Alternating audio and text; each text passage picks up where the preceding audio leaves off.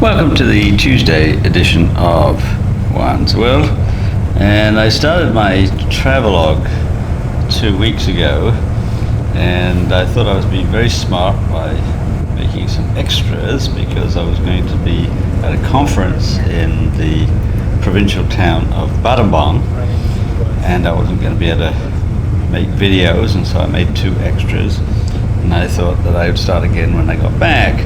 Well, last week when I got back, I got really sick. Had a raging sore throat and high temperature, spent days and days and days in bed. And now I'm back up again a week later. So I'm going to take you around Battambang because it's not an area of Cambodia that people know very well. If you know Cambodia at all, you probably know Angkor and Siem Reap, and you may also know the capital Phnom Penh. It's got the palace here and lots of pagodas and riverfront views and boat trips and so forth. So there's all of that going on, but Battambang tends to get forgotten except by Cambodians themselves because it's a nice place to visit. And I went there for a conference of anthropologists and PhD students, and we stayed in a nice hotel, and every morning before the conference started I was able to go around and take shots, which I did. And you can also see here our trip to Battambang from Phnom Penh. It's an 8-hour coach ride. It's really quite unpleasant in a lot of respects, but you know, the scenery is pretty nice, and so you can see that here. And then every day I photographed something, and I had been to Battambang several times before, and I will also show you some of those excursions as well. So let's get started.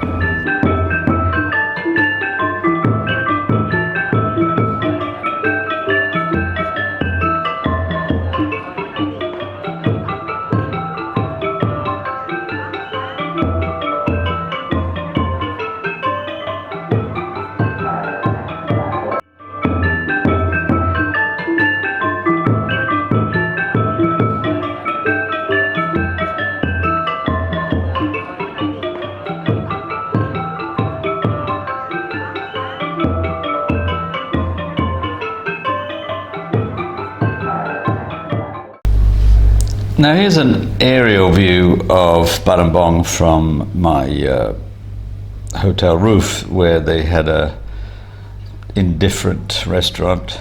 The photographs were very nice though, and one of the things I like about Battambang is that it has the same kind of sprawling quality of Phnom Penh.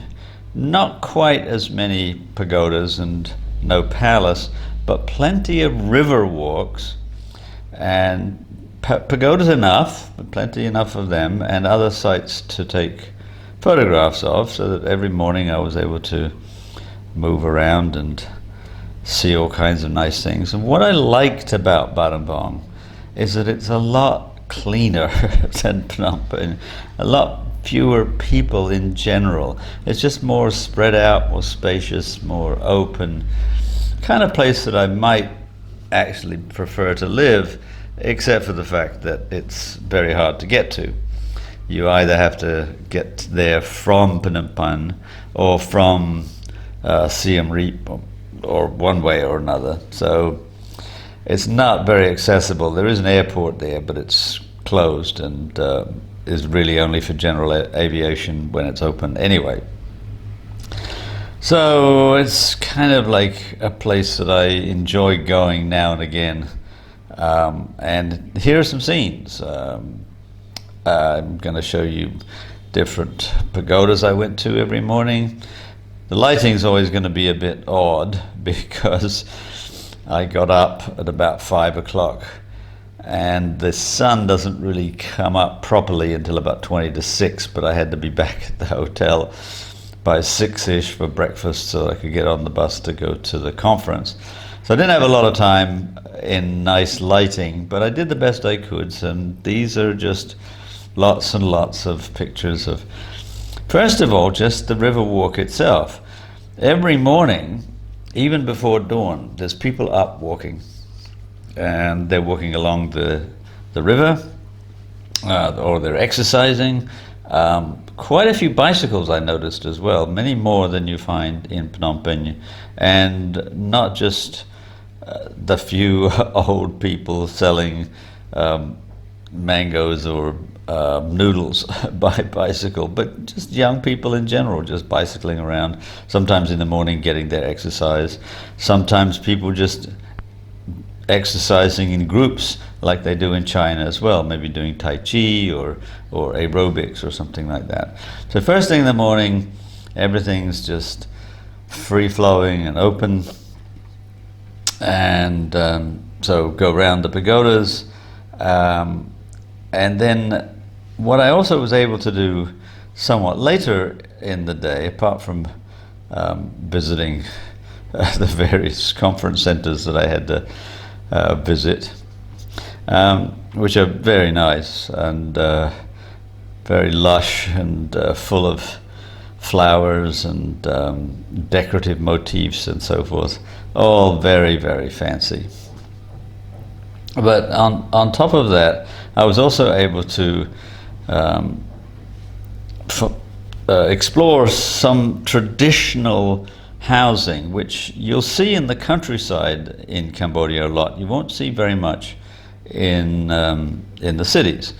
But the traditional house in Cambodia is on stilts, so that the lower level is completely open to the breezes and elements and so forth, and where people traditionally worked, if they were carvers or weavers or silk manufacturers or whatever, they would work in that downstairs space, and then they lived in the upstairs space. And this particular house that I went to was built, I think, about 150 years ago. It's been through a lot of changes, and also interestingly to me too, in the 19th century they actually cooked in the house itself, in the back of the house, and they had servants there that did the cooking, somewhat open to the elements towards the back of the house. But in the 20th century the cooking moved into the downstairs space, where the heat can dissipate much more quickly, and that's true also in Phnom Penh now.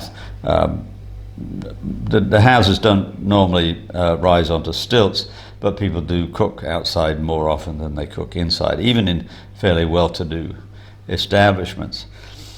So the other thing about Battambang, which is rather unusual, is that it used to have in the city itself a bamboo railway. And what they mean by that, the tracks were actually metal, but the carriages were built partly out of bamboo, and an individual could build one of the rail carriages in a few days, maybe with a metal frame and some wheels and then a bamboo structure on top, and would just power it with a pole, which just push it along.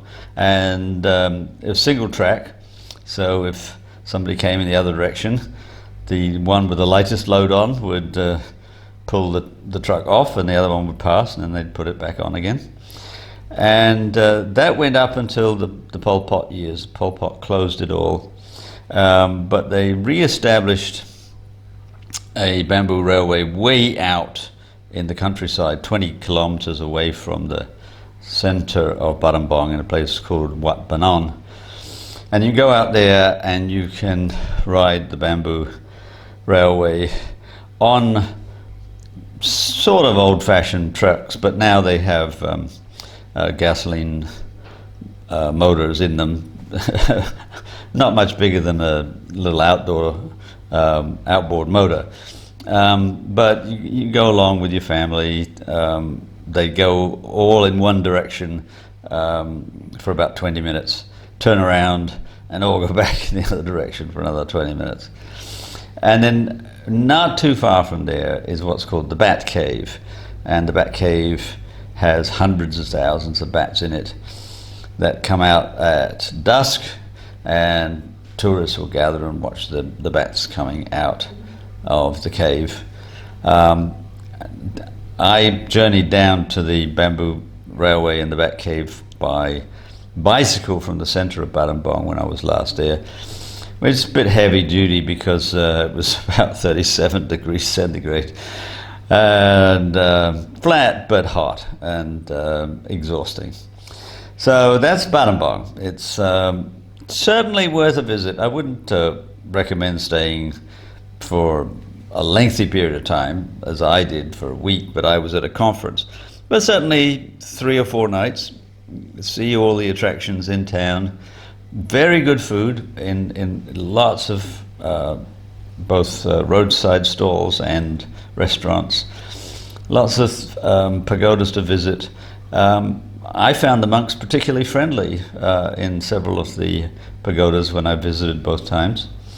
So that's your unusual, out-of-the-way place in Cambodia. Do have a wonderful visit there if you get the chance, and have a wonderful week. Please like, please subscribe, and I will see you on Friday with a new destination.